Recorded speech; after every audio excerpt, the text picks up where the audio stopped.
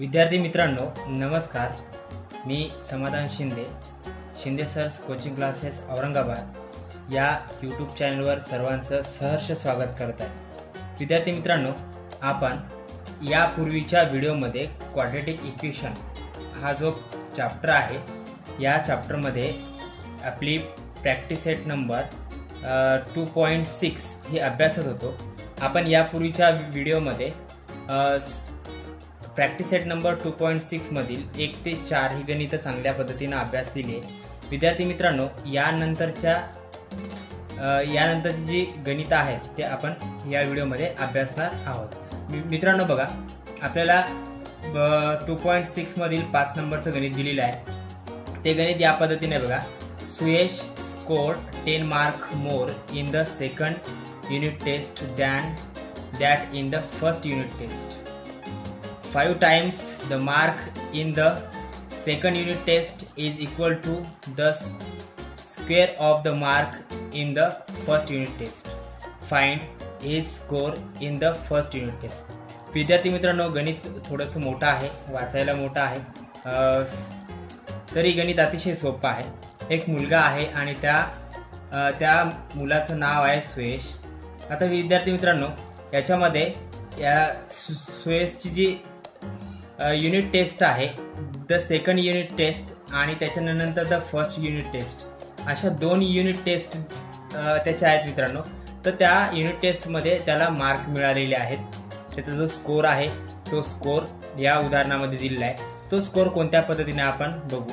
बघा, score 10 mark, बघा Suyash score 10 mark more in the second test unit test than that in the first unit test. बघा मित्रांनो, जो सुयश आहे या सुयशला जे फर्स्ट युनिट टेस्टमध्ये जेवढे मार्क मिळाले होते त्यापेक्षा 10 मार्क जे आहेत ते असे आहेत मोर म्हणजे जास्त। जे 10 मार्क आहेत ते सेकंड युनिट टेस्टमध्ये त्याला जास्त मिळाले होते। म्हणजे विद्यार्थी मित्रांनो, जर सुयशला फर्स्ट युनिट टेस्टमध्ये x मार्क मिळाले तर सेकंड युनिट टेस्टमध्ये त्याला त्यापेक्षा 10 म्हणजे x अधिक 10 एवढे मार्क मिळतील मित्रांनो। आता ही झाली फर्स्ट कंडिशन आहे। आता आपण जर सेकंड कंडिशनकडे जर आपण गेलो, त्याचं ऑब्झर्वेशन केलं तर आपल्याला लक्षात येतं का बघा, 5 times the mark in the second unit test. बघा, सेकंड युनिट टेस्टमध्ये जे मार्क मिळालेले आहेत त्या मार्कच्या किती टाइम्स, 5 टाइम्स म्हणजे 5 पट हे मार्क जे आहेत ते इज इक्वल टू, म्हणजे जी सेकंड युनिट टेस्टमध्ये त्याला जेवढे मार्क मिळाले त्याची 5 पट ही त्याला जे फर्स्ट युनिट टेस्टमध्ये मिळालेल्या वर्गाच्या म्हणजे square, the square of the mark in the first unit test. म्हणजे काय, तर पहिल्या युनिट टेस्टमध्ये जेवढे मार्क मिळालेले आहेत त्या मार्कचा वर्ग म्हणजे स्क्वेअर आणि जे सेकंड युनिट टेस्टमध्ये मार्क मिळालेले आहेत त्याची 5 पट हे दोन्ही सारखे आहेत। ह्या कंडिशन्स, या अटी आपल्याला मित्रांनो समजून घ्यावे लागतील आणि त्या समजून घेऊन आपल्याला त्यापासून एक वर्ग समीकरण तयार करावे लागेल। तर मित्रांनो, आपल्याला सुरुवातीला इथं सुयशचे जे मार्क आहेत म्हणजे फर्स्ट युनिट टेस्टचे जे मार्क आहेत आपल्याला x कन्सिडर करायचे। त्यामुळे आपण इथं असं लिहिणार आहोत, let's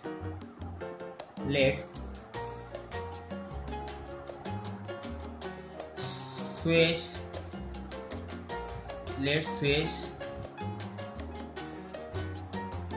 score in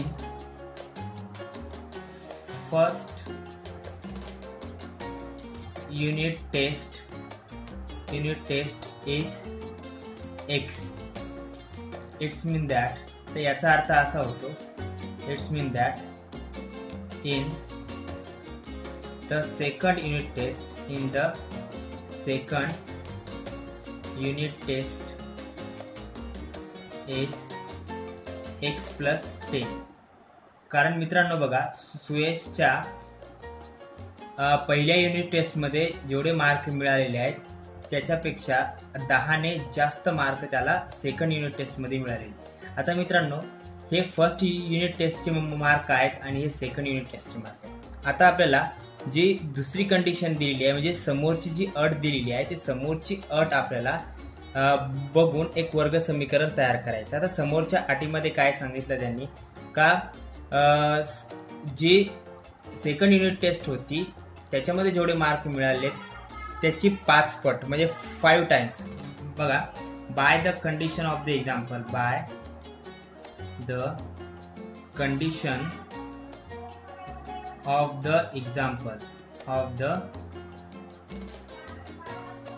example by the condition of the example म्हणजेच दुसऱ्या युनिट टेस्टमध्ये जेवढे मार्क पडलेले आहेत, दुसऱ्या युनिट टेस्टमध्ये मित्रांनो x+10 पडलेले आणि त्याची 5 पट बरोबर ही पहिल्या युनिट टेस्टमध्ये जेवढे मार्क मिळाले त्याच्या वर्गा एवढी आहे. म्हणजे आता इथं सरळ सरळ आपलं एक क्वाड्रॅटिक इक्वेशन तयार होणार मित्रांनो. बघा, 5 गुणिले x 5x होतील, त्याच्यानंतर 5 गुणिले 10 5×10 50 होतील बरोबर x वर्ग. इथं हे 5x अधिक 50 दोन्ही या बाजूला घेऊन जाऊ, या बाजूला राहील 0 म्हणजे x वर्ग अधिक 5x अधिक मित्रांनो याचे चिन्ह चेंज होतील, इथं मायनसचं चिन्ह येईल आणि इथं सुद्धा मायनसचं चिन्ह येईल. म्हणजेच ही जी स्टेप आपली तयार होईल x वर्ग वजा 5x वजा 50 बरोबर 0. इथं एवढं तुम्हाला लक्षात ठेवायचं, इथं दोन्ही जागी मायनसचे चिन्ह आहेत. मित्रांनो आता बघा, आपल्याकडे एक वर्ग समीकरण तयार झालेले. या पद्धतीनं आपण वर्ग समीकरण तयार केलेलं आहे. आता हे वर्ग समीकरण आपल्याला सॉल्व करायचं आहे आणि त्याची जे युनिट टेस्टमध्ये ज्या युनिट टेस्ट आहेत फर्स्ट युनिट टेस्टचे आपल्याला मार्क फाइंड करायचे आहेत. मित्रांनो आता आपले वर्ग समीकरण बघा, इथं -50 आहेत आणि इथं -5x आहेत. तर आपल्याला याचे अवयव पाडायचे, फॅक्टर पाडायचे. जर आपण फॅक्टर जर पाडले, बघा 10 गुणिले 5 जर केले तर मित्रांनो 50 होतात. ओके, आता 10 मधून आपण 5 मायनस केले, 10 मधून जर 5 मायनस केले तर आपल्याकडे राहतील 5. परंतु मित्रांनो इथं 5ला मायनसचं चिन्ह असल्यामुळं आपल्याला मोठ्या संख्येला मायनसचं चिन्ह द्यावं लागेल आणि छोट्या संख्येला बेरजे चिन्ह द्यावं लागेल. इथं x म्हणजे -10x मधून जर 5x आपण वजा केले तर आपल्याकडे राहतील 5x राहतील आणि ते पण -5x राहतील. आणि इथं पण मित्रांनो मायनस गुणिले जर अधिक केले तर इथं मायनसचं चिन्ह येईल. म्हणजे आपल्याला ही -10x अधिक 5x अशी फोड मिळालेली आहे. आता मित्रांनो बघा, ही आपल्याला जी फोड मिळालेली आहे किंवा आपण जे अवयव पाडलेले आहेत ते अवयव आपल्याला 5xच्या जागी ठेवायचे आहेत. म्हणजेच काय, x वर्ग वजा 10x अधिक 5x वजा 50 बरोबर 0 असं आपलं वर्ग समीकरण तयार होईल. आता इथं आपल्याला या दोघाचा एक गट करायचा आणि या दोघाचा एक गट करायचा. इथं आपण x कॉमन काढून घेऊ, म्हणजेच इथं x -10 राहतील आणि इथं आपल्याला अधिक 5 कॉमन काढायचे, इथं सुद्धा x -10च राहतील बरोबर 0. आता पुढं मित्रांनो आपल्याला xचं समीकरण म्हणजे आपल्याला हा एक गट आणि या दोन्ही गटापैकी एक गट कॉमन काढावा लागेल. म्हणजेच x -10 हा गट कॉमन निघाला आणि x आणि अधिक 5चा एक गट तयार होतो, x अधिक 5चा एक गट बरोबर 0. आता मित्रांनो पुढं आपण xचं समीकरण तयार करू. बघा, x -10 बरोबर 0 आणि x + 5 बरोबर 0.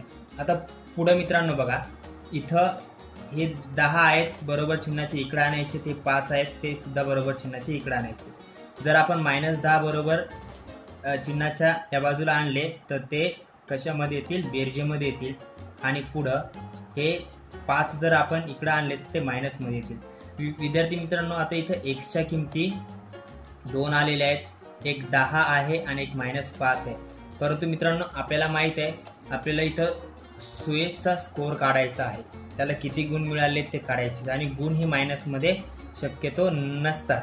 त्यामुळं आपल्याला हे x बरोबर -5 हे जे आहे ते अग्राह्य आपल्याला लिहावं लागणार आहे, हे नॉट ॲक्सेप्टेबल आहे. त्यामुळं x बरोबर 10 हे आपली किंमत जी आहे ती येते. म्हणजेच याचा अर्थ असा होतो, जो सुयश आहे सुयशला त्याच्या पहिल्या युनिट टेस्टमध्ये जे मार्क मिळालेले आहेत ते आहेत मित्रांनो 10. मग आपण असं लिहू इथं Suyash score 10 marks in the first exam, first unit test. Okay, या पद्धतीनं आपण या सुयशला पहिल्या घटक चाचणीमध्ये जे मार्क मिळाले ते आपण शोधू शकतो. विद्यार्थी मित्रांनो, आपण आता 6 नंबरचं गणित आहे ते अभ्यासू. बघा, 6 नंबरचं गणित आपल्याला नेमकं कोणतं दिलेलं ते बघू आपण. Mister Kasam runs a small business of making earthen pots. He makes certain numbers of pots on daily basis. Production cost of each pot is ₹40, more than 10 times total number of pots he make in one day. If production cost of all pots per day is ₹600, find production cost of one pot and numbers of pots he makes per day. आता विद्यार्थी मित्रांनो, या उदाहरणामध्ये आपल्याला नेमक्या अटी काय सांगितलं. एक कासाम नावाचा व्यक्ती आहे. या व्यक्तीनं अर्थन पॉट्स म्हणजेच काय तर मातीची भांडी बनवण्याचा एक बिझनेस चालू केलेला आहे. ओके, आता तो काय करतोय, he make certain number of pots on a daily basis. म्हणजेच तो काय एका विशिष्ट संख्येमध्येच त्याची जी भांडी आहेत, म्हणजे सर्टन म्हणजे काय एक विशिष्ट भांडी बनवण्याची एक संख्या आहे, तेवढीच तो रोज मातीची भांडी तयार करत असतो. म्हणजे जर आज 10 भांडी तयार केली तर उद्या सुद्धा तो 10 भांडी तयार करणार. म्हणजे ती भांड्याची जी संख्या आहे ती ॲज इट इज असणार आहे. दररोजचं जे त्याचं जे भांडी बनवण्याचं काम आहे ते सारखंच असणार आहे. आता मित्रांनो, पुढं त्यांनी सांगितलेलं आहे production cost of each pot. आता प्रत्येक मातीच्या भांड्यासाठी म्हणजे भांडं बनवण्यासाठी जे आपल्याला त्याला जो खर्च येतो तो खर्च असा आहे मित्रांनो, तर is ₹40 more than 10 times to total number of pots he make. आता बघा, त्यांनी एका दिवसाला जेवढी भांडी बनवलेली आहेत त्या संख्येच्या 10 पट, त्या संख्येची जी 10 पट आहे त्याच्यापेक्षा ₹40 जास्त एक पॉट बनवायला खर्च लागतो. आणि तो पण किती दिवसाचा आहे, एका दिवसाचा आहे. मग त्यांनी पुढे आपल्याला सांगितलेलं आहे if production cost of all pots per day ₹600. आता बघा, तर त्याला पूर्ण एका दिवसामध्ये जर मातीची भांडी तयार करायची असतील तर त्याला ₹600 लागतात. म्हणजे जेवढी तो मातीची भांडी बनवणार आहे एका दिवसाला, जेवढी बनवणार आहे तेवढ्यासाठी त्याला ₹600 खर्च येणार आहे. तर आपल्याला मित्रांनो इथं काय फाइंड करायचं आहे, तर मित्रांनो एका भांड्याला जो खर्च झालेला आहे तो खर्च काढायचा आहे. आणि त्याचबरोबर आपल्याला नेमकी तो एका दिवसाला किती भांडे बनवतो म्हणजे नंबर्स ऑफ पॉट्स हे आपल्याला काढायचे. आता मित्रांनो, आपल्याला ज्या गोष्टी शोधायच्या आहेत याच्यामध्ये एक महत्वाची गोष्ट म्हणजे काय, ज्या दोन्ही गोष्टी म्हणजेच आपल्याला एका भांड्याला लागणारा खर्च, जेवढा खर्च लागतो तेवढ्याच संख्येमध्ये तो काय तयार करतोय, मातीची भांडी तयार करतोय. म्हणजेच याचा अर्थ असा होतो, तर आपल्याला मित्रांनो पहिल्यांदा जे एक्स कन्सिडर करायचं आहे ते या पद्धतीनं बघा. Let Kasam makes X earthen pots per day. आता मित्रांनो, आपण इथं काय केलेलं आहे, जो कासाम नावाचा व्यक्ती आहे तो व्यक्ती एका दिवसाला एक्स एवढी मातीची भांडी जो आहे तो काय करतोय, तयार करतोय असं आपण या पद्धतीने आपण ते कन्सिडर केलेलं आहे. तर मित्रांनो आता आपल्याला तो जर एका दिवसाला एक्स एवढी जर भांडी बनवत असतील तर त्या भांड्याची किंमत किती असणार मित्रांनो, तर इथं आपल्याला त्यांनी सांगितलेलं आहे production cost of each pot. बघा प्रत्येक भांड बनवण्यासाठी त्याला जेवढी भांडी आहेत त्याच्या 10 पटीपेक्षा 40ने जास्त एवढा त्याला खर्च लागणार आहे. त्यामुळे मित्रांनो आपल्याला इथं असं लिहावं लागेल, then the cost of each earthen pot is rupees. तर मित्रांनो बघा आपण एका दिवशी तयार होणाऱ्या भांड्याची संख्या x मानलेली आहे आणि 10 टाइम्स म्हणजे काय त्याची 10 पट आणि ते कितीनं जास्त आहे मित्रांनो 40 rupees more than rupees 40 more than या पद्धतीने आपल्याला सांगितलेलं आहे. म्हणजे मित्रांनो आता आपल्याला इथं भांड्याची संख्या आपण कन्सिडर केलेली आहे. त्याच्यानंतर मित्रांनो एक भांड तयार करण्यासाठी जो खर्च लागणार आहे तो खर्च आपल्याकडे आहे 10x अधिक 40. म्हणजे याच्यावरून आपल्याला असं लक्षात येतं का वस्तू किती आहेत म्हणजे भांडे किती आहेत ते पण आपल्याला लक्षात आलेलं आहे आणि त्याचबरोबर एका भांड्याला तयार होणारी जी किंमत आहे किंवा जो खर्च आहे तो पण आपल्या लक्षात आलेला आहे. आता आपल्याला पुढच्या माहितीकडे जायचे. पुढची माहिती त्यांनी काय सांगितलं तर या दोघांना मिळून म्हणजे एक भांडी तयार करण्यासाठी त्याला 600 रुपये लागतात. आता मित्रांनो जर 600 रुपये लागतात तर याच्यापासून आपल्याला आता एक वर्ग समीकरण तयार करावं लागेल.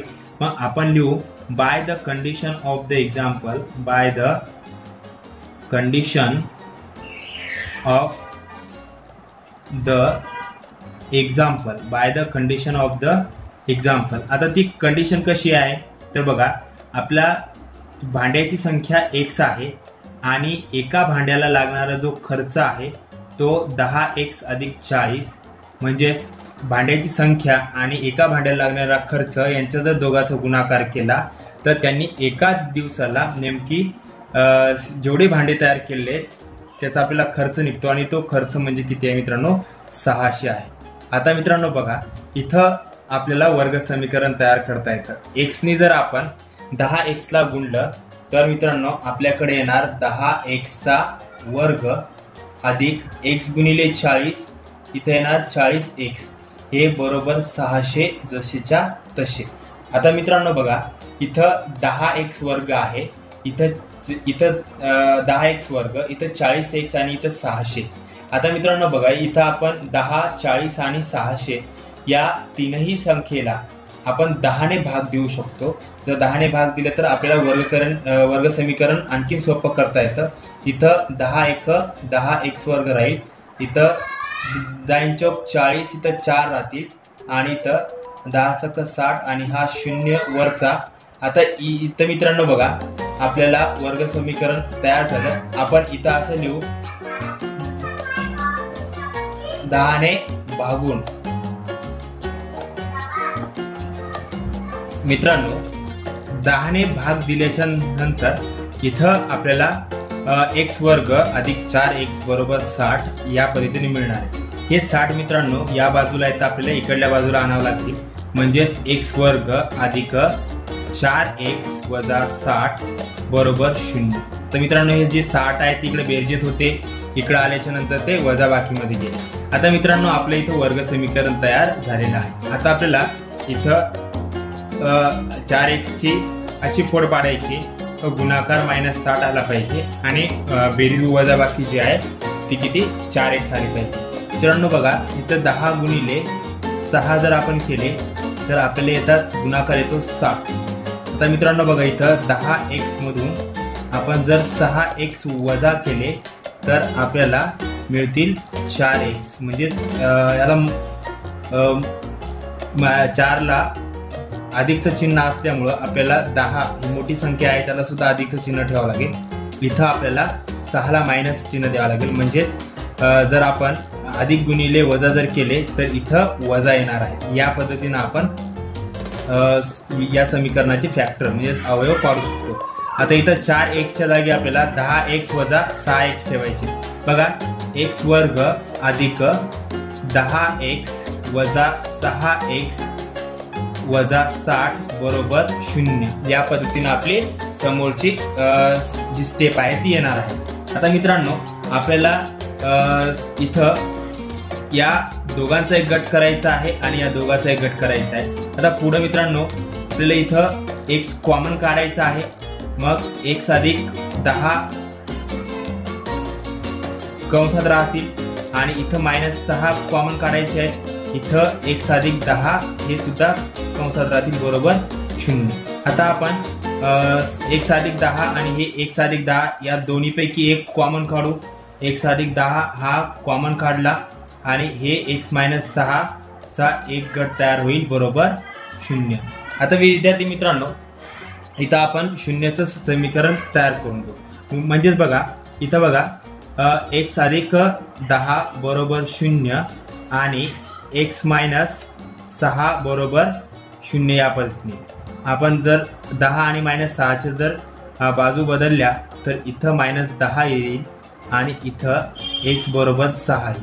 यामध्ये मित्रांनो आपल्याला x - 10 हे -10 ही किंमत जी आहे ती x ची अग्राह्य राहणार आहे। मग आपण असं लिहिणार x बरोबर -10 हे अग्राह्य आहे। कारण मित्रांनो जे आपण भांड्याची संख्या जी मांडलेली आहे ती x आहे आणि भांड्याची संख्या ही वजाबाकीमध्ये कधी आपण लिहित नाही किंवा ती मायनसमध्ये नसते। तर मित्रांनो याचा अर्थ असा होतो का जो कासाम आहे तो कासाम एका दिवसाला 6 भांडी जो आहे तो मातीची भांडी जी आहे तो तयार करतो। म्हणजे मग आपण असं लिहू he makes 6 earthen pots per day. आता हे मित्रांनो फक्त त्यांनी जे तयार केलेले एका दिवसाचे भांडे। परंतु मित्रांनो त्याला लागणारा जो खर्च आहे तो आपला खर्च राहिलेला आहे बघा। तर त्याला एका भांड्याला खर्च मित्रांनो आपण 10x अधिक 40 असा मांडला होता। म्हणजेच काय होणार आहे तर इथं आपल्याला the cost of each earthen pots या पद्धतीने लिहून घेऊ। आता बघा 10x अधिक 40 हा होता तर 10 गुणिले तर आपल्याला x ची किंमत ठेवावी लागणार ती 6 लिहिली आहे पुढे अधिक 40 म्हणजेच 10 चा 6 चा गुणाकार केला तर 60 येतील अधिक 40। मित्रांनो बघा 60 अधिक 40 किती होतात 100 होतात। म्हणजेच त्याला एक मातीचं भांडं बनवण्यासाठी 100 रुपये खर्च येतो आणि त्याचा एकूण जो खर्च आहे मित्रांनो तो 600। आपण 6 आणि 100 चा गुणाकार केला तर आपल्याकडे जो गुणाकार येणार आहे तो 600 असणार आहे। या पद्धतीने आपण हे दोन गणित सॉल्व करू शकतो।